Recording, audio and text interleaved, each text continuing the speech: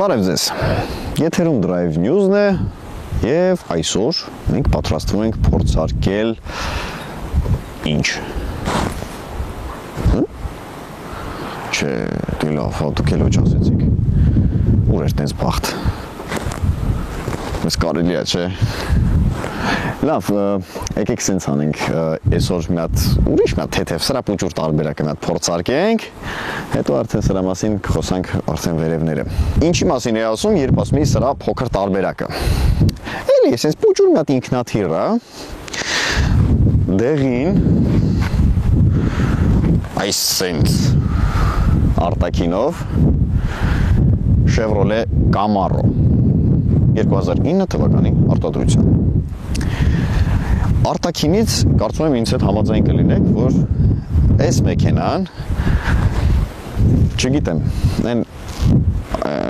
անբացատրելի, աննկարագրելի գեղեցիկ է։ Դա իմ կարծիքով, բայց ես վստահ եմ, որ ինձ հետ շատերը համամիտ կլինեն։ Հիմա շատերը կասեն, չէ, ամերիկացիները մեքենա արտադրել չգիտեն, ինչ ես խոսում ես կոմենկոմ, կեսը կասեն ճապոնացիներ, կեսը կասեն եվրոպացիներ կամ գերմանացիներ, չէ, ժողովուրդ չեմ ասում ինչ որ սաղից լավն է ինքը աշխարհում, բայց իր արտաքին տեսքը ամեն ինչ արժի, ես լուրջ եմ ասում։ Ես էլ անձամբ տենց ինչ որ ամերիկական ավտոարդյունաբերությանը առանձնապես չեմ սիրում, բայց այս մոդելը, հենց իմինն է, հենց կոնկրետ այս, ինձ շատ է դուր գալիս, արտաքինը, ագրեսիվ, սենց խարիզմատիկ շատ են, որ սենց չգիտեմ, ես չեմ կարողանում բացատրել, այս հələ ամենասովորական տարբերակն է, բազային 3.6 լիտր աշխատանքային ծավալով 320 ձիավոր հզորությամբ տարբերակն է, բայց կա բնականաբար նրա հզորացված տարբերակը, որը Camaro SS-ն է, և կա էլ ավելի հզոր տարբերակը ZL1-ը, որոնց մասին մենք չենք խոսում, նրանց մասին չեն խոսում ընդհանրապես, չեն բարձրացնում, արտաքինը, չգիտեմ, այս մեքենան ինչքան էլ ուզում է հիմա վատը լինի, ինչքան ես դեռ չեմ վարել, բայց ինչքան էլ ուզում է ինքը թերություններ ունենա, ես իմիջեր ունենա, շղկա, դղկա, մի բան ջարդվի, մի բան պոկվի, դանդաղ գնա, չգիտեմ, ինչ ուզում է լինի, իրան ամեն ինչ կարելի է ներել, մենակ իր արտաքինի խաթր, համաձայն եք ինձ հետ, կարծում եմ այո, շնորհակալություն։ Հա, իդեպ ասեմ, որ այս սև գիծը, ընդհանուր դեմը, հետևը, սա հենց գործարանայինն է, այսինքն սա ինչ-որ տղաներ չեն էլի, վերցրել, բռնել, կպցրել, սա հենց գործարանին իր սենց մեխն է էլի, որ սենց իրանն է։ Իհարկե, այստեղ այս մեքենայի վրա բավականին շատ գործ արվել է, հենց արտաքինի հետ կապված, սկզբում ինքը եղել է առանց այս տակի հատվածի, բամպերի ու գույնային մի քիչ այստեղ ռադիատորային քողարկիչը, թե դա ուրիշ գույն եղել, թե սա է ուրիշ գույն եղել։ Մի խոսքով այստեղ գործ արվել է, փոփոխություններ արվել է, բայց հիմնականում ինչ տեսնում եք, գործարանային է։ Տպերը գործարանային են, գույնը գործարանային, իդեպ այս գույնը, այս մեքենայի ամենաթանկ գույնն է, որովհետև սա իր գույնն է։ Այս մեքենա կհիշեք Transformer ֆիլմից, Bumblebee-ին, եթե հիշում եք, այն դեղին է, որ ինքը չէր խոսում, ռադիոներով էր խոսում, ռադիոյի պրիոմնիկի զեներով էր խոսում, այս ինքն է։ Բայց հին Transformer-ը, նոր Transformer-ը, սրա նոր տարբերակն է, որը 2014 թվականից այս կողմը արդեն արտադրվել, որը իդեպ ասեմ, հետևի հատվածը, այս մեքենա ես օրինակ շատ եմ սիրում, այս վերջինը, 14 թվականից այս կողմը, մի քիչ ավելի սենց նուրպիկ, մի քիչ այն չի, բայց դեմը այն մեկն էլ է շատ սիրում, մի քիչ ուրիշ է, էլի, այս մեկը շատ սենց բրուտալ, սենց ագրեսիվ, սենց ուրիշ է, իսկ են սենց նուրբ ավելի սիրում, սենց ոնց որ մի քիչ ճապոնացի լինի։ Մի խոսքով, ինչ ասեմ, ոչ մի ինչ-որ տենց յուրահատուկ բաներ չկան, անվահեծերը գործարանային, արգելակման համակարգը գործարանային, վերջ, կարծում եմ մեզ մնում է միայն նստել և վարել։ Ես կարծում եմ չեմ հիասթափվի, ես մեծ հույսեր ունեմ, որովհետև շատ է դուրս եկել առաջին հայացքից։ Գնացինք, լյա։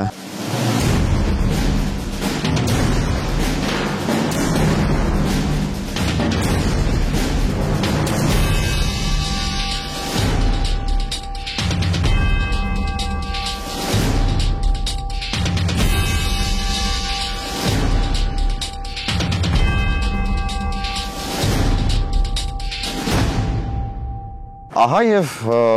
մեր մեքենան Camaro, չէ, ուղղակի Camaro։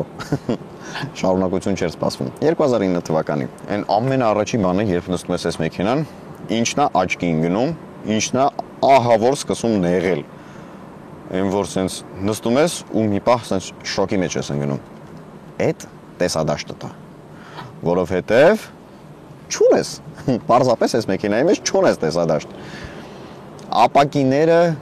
շատ մաքսիմալ հնարավորինս փոքր արված, ինչպես այն հայերեն ոնց կլինի բրոնիտեխնիկա, տանկ, ոնց որ տանկի մեջ լնես, կամ բունկեր, ինչ որ տենց մի հատ փախած տենց զինվորական ինչ որ մի հատ տեխնիկայի մեջ ոնց որ լինես, որովհետև նայեք, այսքանը, ապակին այսքան, միթիզ կողքի ապակիները այդքան, դիմապակին ավելի փոքր, հետևինը ընդհանրապես չի երևում։ Հայլու մեջ նայում ես, այսքան է երևում։ Մի հատ, չգիտեմ, սենց նստում ես ու սկզբից սենց սիրտդ կանգնում է, ասում ես ոնց են վարելու այս մեքենան, բայց ժամանակի խնդիրը, սենց մի քիչ որ վարում ես, իրականում աչքդ սովորում է։ Այստեղ միակ բանը, որ աչքդ կարծում եմ ժամանակի ընթացքում պետքա չսովորի, որովհետև չի կարա դրան սովորի, դա սովորելու բան չի, դա այս մեծ կանգնակներն են, ստոյկաները, դիմացի հատվածում, հիմա դուք տեսնում եք այս մեծերը, պատկերացրեք հետևի հատվածում, սրա կրկնակի կամ եռակի անգամ մեծն է, այսքան, այսինքն հետընթաց կատարելիս, դու սենց, այն որ մեկը պետք է անպայման հետդ միշտ լինի, որ ասի արի, հերիք հավը, այդ մեկը անպայման միշտ պետք է լինի, որովհետև հայլիները, կողային հայլիները, ճիշտ է, այնպես չի, որ չի ապահովում նորմալ տեսադաշտ, բայց այս կողային հայլիի մեջ նայում ես և հայլի իտ կեսը միայն զբաղեցնում է այդ հետևի անվակամարներն է զբաղեցնում, այսքան, ու քեզ թվում է, որ ինքը մեքենայից երկու անգամ դուրս է գալիս, երկու անգամ լայն է ու վախենում ես։ Բայց իրականում մի քիչ վարելուց արդեն աչքդ սովորում է, ընտելանում ես այդ ամեն ինչին, հասկանում ես, որ հետևի այդ անվակամարները այդ մեքենայի ընդհանուր գաբարիտից շատ լայն չեն, շատ դուրս չեն գալիս ու արդեն հանգիստ սկսում ես ասենց վարել, ընտելանալ։ Էլի եմ ասում, մենակ այս կանգնակներն է, որ ինքը կմնա պրոբլեմ այս մեքենայի համար։ Գաբարիտները մեքենան իրոք բավականին մեծ է, բավականին լայն ու երկար։ Մենակ կապոտի երկարությունը չգիտեմ ինչքան է, սենց նայում ես գնում է, էլի, սենց գնում է, ոնց որ հորիզոնի հետևը կորի, սենց ոնց որ ինքը հորիզոն է դառնում քո համար, էլի, սենց նայում ես գնում է ու սենց կորանում է ու չգիտես ինչքան է գնում, էլի, պետք է հիշես քանի մետր էր, մոտավորապես հաշվարկես ու տենց մոտավորապես կանգնես։ Այդ երևի երկրորդ մինուսն է, բայց օրինակ կողային հատվածները շուտ ես ընկալում, շուտ ես սովորում ու էլ չես խառնվում իրար։ Առաջի բանը, ինչը մեքենա նստելուց աչքի անգնում, լավ կողմով, առաջի վատ կողմովը դա տեսադաշտն էր, ինչպես ասեցի, իսկ լավ բանը դա ղեկն է, ինչը առաջինը ինձ գրավեց, դա ղեկն էր, ասեմ ինչու, որովհետև լիովին պատրաստված է այն հին ոճով, ընդհանրապես սրահն է, սենց գիտեք ինչ, հնի ու նորի սենց ինչ-որ բան է, էլի, ոնց ասեմ, հնի վերածնունդը նոր ոճով, պատկերացրեցիք, ընդհանուր սրահը այդպես է պատրաստված, նույնիսկ այս ցուցիչների վահանակը այդ հին ոճով է պատրաստված, քառակուսի, սենց սիրուն, մեկը պտույտներն է, մեկը արագությունն է, շատ գեղեցիկը, սենց աչքը շոյող ու այն ագրեսիվ ոճը ինքը սենց պահում է, այդ փոխանցում է քեզ, շատ գեղեցիկ է։ Քանի որ ցուցիչներից խոսեցինք, միանգամից ասեմ, որ այստեղ ցուցիչը տված է 160, հələ որ չեմ ասում ինչ, 160, դե բնական է տեսնում ես 160, ամերիկյան ավտոմեքենա, մտածում ես դե ինչ 160 մայլ, ոչ, ժողովուրդ ջան, այստեղ փոխարինվել է, դրվել է, քանի որ մեր արագաչափեր ունենք, բաներ ունենք, այդ պրոբլեմներից ելնելով, այստեղ փոխարինվել և դրվել է նույն բանը, բայց կիլոմետրով, այսինքն էլի դրված է 160, բայց կիլոմետր ժամ, սենց առաջին հայացքից նայում ես, ասում ես, լավ, բայց մեքենան 160-ից ավել չի գնում, գնում է, Պարզապես արագությունը երբ գալիս է հասնում է 160-ի, այդտեղ արդեն սլաքը կանգնում է, իսկ շարունակությունը դու տեսնում ես արդեն թվային տարբերակով այս կենտրոնի հատվածում, որը էլի ինչ-որ sense հետաքրքիր, չգիտեմ, հետաքրքիր բան, էլի։ Կեսս տեղ ես նայում, հետո թեքվում ես ընդեղ ես նայում, չնայած կարաս միշտ մեջտեղը նայես թվային տարբերակով, բայց այս ցուցիչները այնքան սիրուն են, որ միշտ ուզում ես նայես։ Ու շատ հետաքրքիր է արված, ոչ թե թվերը sense ուղիղ են այսպես գրված կլորի շուրջ, այլ իրենք այսինքն պարկում են։ Այսինքն 160-ը արդեն գլխի վայր է, էլի գրած։ Ինչ է ասում ղեկի մասին։ Ղեկը պահել է այն հին ոճը, էլի սրահի նման, ու sense շատ սիրուն է ինքը ձևավորած, սարքած ընդհանրապես այս մեջտեղի հատվածը ներս գնացած այդ հին ոճով, այս դրսի անիվը, հա, կարելի է այսպես ասել, շրջանը դուրս եկած, sense դեպի վարորդը, որը թույլ է տալիս, ավելի ճիշտ ոչ թե թույլ է տալիս, այլ ընդհանրապես քեզ չի խանգարում ոչ մի բան, այսպես անելուց, ոչ մի ուռուցիկ բաներ չկան, այսպես դուրս եկած։ Շատ հարմար է, շատ։ Նույնիսկ բռնելու համար է հարմար, որովհետև ղեկի այս բռնելու հատվածները ոչ թե արվածը կլոր, ոնց որ մնացած մեքենաներին է, այլ արվածը sense մի քիչ օվալաձև, sense տափակ ու երկար, որ բռնում ես ինքը sense ճիշտ, sense սիրուն նստում է ձեռքիդ մեջ, էլի։ Հա, մեկ էլ ինչն է sense առաջին հայացքից sense աչքը ծակում, դա այս մոխրագույն գույնով այս գծերն են, արված գծերն են, ինչի աչք ծակում, որովհետև սև գույնը ընդհանուր sense ձուլվում է այս բարձակի սև գույնի հետ եւ աչքը շուտ չի ընկալում, իսկ մոխրագույնը ընկալում է։ Ու երբ դու նայում ես ճանապարհին, ասենք ղեկ ինչ ես նայում, քեզ թվում է այսպես բարակ ճաղերով մի հատ ղեկ է քո դիմացը, sense բարակ են հին ռետրո ոճի, մի հատ ղեկ է, մի խոսքով շատ սիրուն է։ Այստեղ ունենք բնականաբար սելեկտորներ, եթե տեսնում եք, հեսա պլյուս, մինուս, փոխանցումատուփը երբ D-ից հանում ես M, ինքը արդեն սկսում է սելեկտորները աշխատել, չնայած երբ հանում ես M, ինքը սկսում է սպորտ ռեժիմով աշխատել, հետո կոճակը սեղմում ես սելեկտորի, կամ ներքև կամ վերև, արդեն սկսում է այդ մանուալ տարբերակը էլի աշխատել։ Ինչ անում սպորտը, դե գիտեք, մի քանի հաղորդում առաջ ես ձեզ բացատրեցի մոտավորապես եւ կարծում եմ դա այն սպորտն է, որը հիմնականում լինում է իմ նշած Opel Vectra-ների եւ Astra-ների ավտոմատ փոխանցումատուփերի վրա, որոնք ոչինչ չեն անում, պարզապես բարձր շարժիչի պտույտ են էլի պահում։ Ունենք կոճակ, որն անջատում է հակասահեցնող մեքենան, հակասահեցնող համակարգը, դա այն մարդկանց համար է, ովքեր սիրում են մի քիչ հետաքրքիր վարել էլի մեքենան, ոչ ստանդարտ կետից բեկետ, այլ մի քիչ հետաքրքրություններով։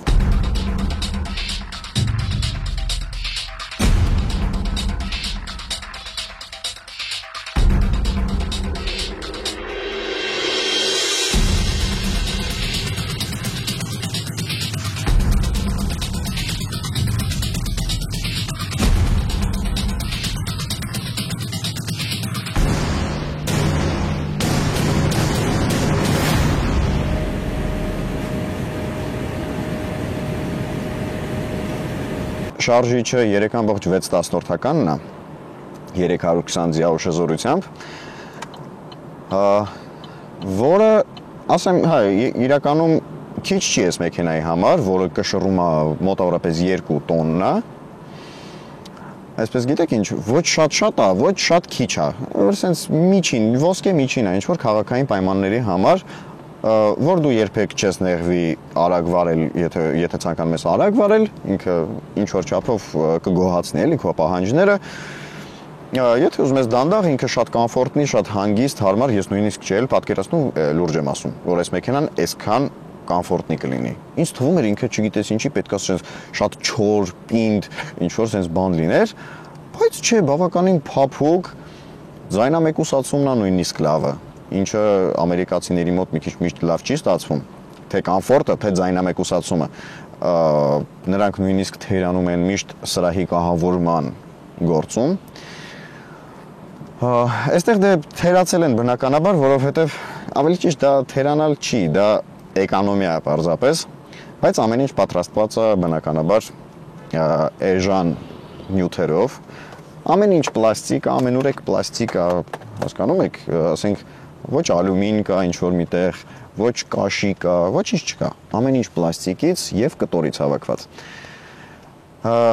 Էլ եմ ասում, բնական է դա որպես օպցիա կարող ես պատվիրելու ժամանակ վերցնել, գնել, կարծում եմ, ես նրանց օպցիաների ցանկին ծանոթ չեմ Chevrolet-ների, բայց կարծում եմ պետք է լինի, էլի, ասենք ինչ-որ տարբերակ, որ դու, չգիտեմ, ուզենաս կաշվից կենտրոնական բարձակ կամ կաշվի նստարաններ։ Դա մեկ, երկրորդը, այստեղ չկա կլիմատ կոնտրոլ, չկա, այստեղ պարզապես հին փեջի սիստեմա, այսինքն ինքը չի կարգավորում մեքենայի մեջի ջերմաստիճանը, ինքը պարզապես իրան միացրեցիր, ոնց միացրեցիր, տենց միացրած մնում է, շոքեցիր, անջատեցիր, կարելի ասել էգոիստի մեքենա է, էլի, քո համար հարմար ինչ-որ սենց ջերմաստիճան ընտրում ես դնում ես ու կողքինդ թե կմրսի, թե կշոքի իրա գործն է, էլի։ Բայց էլի եմ ասում, այս մեքենայի ամենակարևոր հատվածը դա կարծում եմ իր արտաքինն է, որովհետև այն ամեն ինչը մի կողմ, էլի եմ ասում, արտաքինը մի կողմ։ Ճիշտ է, այստեղ որ արտաքինին նայում ես, դրսից նայում ես մեքենային, քեզ թվում է, որ շարժիչը գործի գցելուց այնպիսի ձայն պետք է գա այս մեքենայից, որ ասֆալտը ոտքի տակ այսպես դղրդա, որ մոտակայքում բոլոր մեքենաների ապակիները պարզապես պայթեն։ Իհարկե, այս տարբերակում այդպես չի, բայց SS եւ ZL1 տարբերակում մոտավորապես այդ իմ նկարագրածի նման մի բան կա, մի էֆեկտ, որովհետեւ այնտեղ 6.2 սուպեր չարջերով շարժիչներ, ձայնը դե պատկերացրեք էլի, որ լիովին ինքն է ձայնը։ Այս մեքենայի արտաքինը շատ յուրահատուկ է, իմացող, չիմացող, մեքենա սիրող, չսիրող միևնույնն է, պտտվում են եւ նայում են մեքենային, որովհետեւ ինքը արտաքինից մի հատ ուրիշ պատմություն է։ Մի հատ շատ գեղեցիկ, մի հատ շատ սիրուն եւ հարմար օպցիա ունի այս մեքենան, ցուցիչների օպցիան է դա։ Այստեղ, այս հատվածում, այսպես 4 հատ թեք, այսինքն ցուցիչներ են, մեկը ցույց է տալիս փոխանցումատուփի յուղի ջերմաստիճանը, մեկը մարտկոցի լարումը, մի խոսքով մի քանի բան ցույց է տալիս, բայց նենց գեղեցիկա չեք պատկերացնում, են սենց շատ սպորտային ու սենց շատ ագրեսիվ ոչ է ինչ որ տալիս, որը շատ հաճելի է։ Մի շատ հետաքրքիր գաղափար, որին եկել են մեր ամերիկացի բարեկամները, ես հիմա ձեզ ցույց չեմ տա, ես ձեզ ցույց կտամ 2 րոպեից, որովհետև դա կապված է հենց կայանման հետ, ես հեսա 1 վայրկյանով կկայանեմ եւ ձեզ մի հատ հետաքրքիր բան ցույց կտամ։ Կայանեցինք։ Ունենք պարկինգ եւ ուզում ենք այս ռուչնոյը քաշել։ Ուզում եմ հասկանալ, ինչի է ռուչնոյը հարևանի տանը։ Ինչի է այս կողմը։ Ով է մտածել։ Ուղղակի հետաքրքիր է, էլի, հնարավոր է, որ իրանք ինչ որ մի տենց խելոք գաղափարի եկածել են, սենց ինչ որ չգիտեմ, որ կարողանան բացատրել ինչի են դրել այս կողմը, այս բռնակը, բայց ես խիստ կասկածում եմ, որ սրան բացատրություն կա։ Պարզապես կամ տեղ չի արել այս կողմը, որը չեմ կարծում, որ ինչ-որ լուրջ բացատրություն է, որովհետև ես նույն բանը կարող էին այստեղ դնել։ Կամ չեմ հասկանում։ Օրինակ, ես մի քիչ կարճ հասակով մարդ եմ։ Ինձ շատ անհարմար է, ձեռքս համարյա միջև վերջ ձգում եմ, որ բռնեմ իրան։ Հələ քաշելու մասին դեռ չեմ ասում, սենց պետքա քաշես։ Ինչ։ Ոնց որ ասենք տանը ծառնարան, տանես դնես հարևանի տանը, ինչի համար։ Ես արդեն լիովին ընտելացել եմ մեքենայի հետ, անկեղծ ասած։ Մեքենան ընդհանուր առմամբ ինձ դուր գալիս է, ամերիկյան ավտոարդյունաբերության սիրահար չեմ ու կողմնակից չեմ, բայց նույն ZL1-ը, SRT8-ը, Shelby-ն սիրում եմ, Corvette-ը սիրում եմ, որովհետև արագ, սպորտային, չնայած ինչ որտեղ անորակ, բնականաբար բոլորս էլ հասկանում ենք, մեքենաներ են։ անորակ, բայց արտաքինից ինչ ուզում եք ասեք, ամերիկյան մեքենաները ունեն այդ բրուտալ ստանալը ունեն, էլի։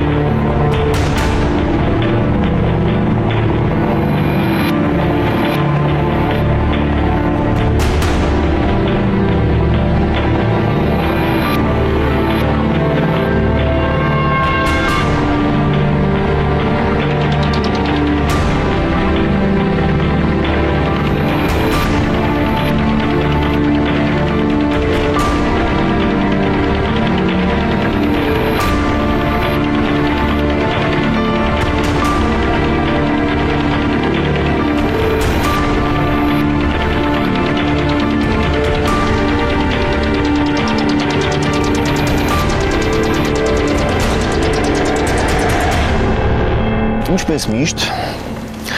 երբ մենք գտնվում ենք այս գեղեցիկ օդանավակայանում, մենք անպայման մտնում ենք թռիչքուղի։ Գնացինք։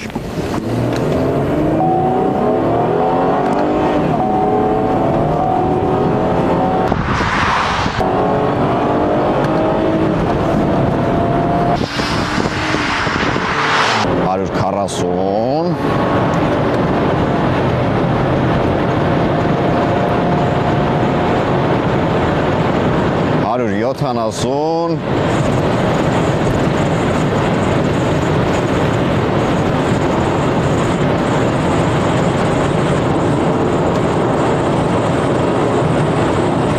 հարյուր իննսուն, ասեմ, չեմ հասկանում ինչի, բայց այս մեքենայի մաքսիմալ արագությունը սահմանափակված է 191 կմ/ժ-ով։ Ես ամերիկացիքի մոտ առաջին անգամ եմ նման բան տեսնում, դա հիմնականում են Ճապոնիայի էլի բզիկներն են, որ 180-ից ավել մեքենաները չեն գնում։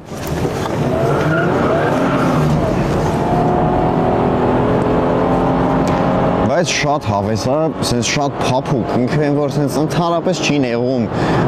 անհարթություններ, ինչ որ բաներ, sense հանգիստ գնում է, փափուկ, արագությունը ընդհանրապես մեջը չի զգացում, էլի խնդրեմ 190 ենք արդեն, բայց ընդհանրապես չի զգացում, sense ոնց որ գնում ենք էլի 190 ստաբիլ գնում ենք, ստաբիլ, դանդաղ, մեր համար 190 գնում ենք։